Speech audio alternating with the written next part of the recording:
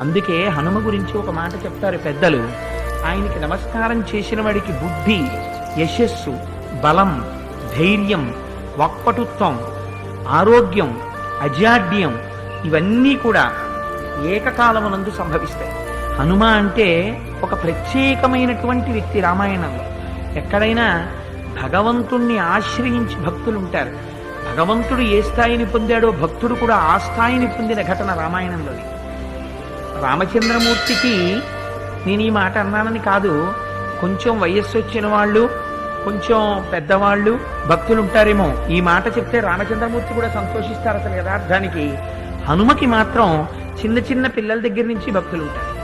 హనుమ పేరు చెప్తే ఎల్కేజీ వాడు భక్తుడే.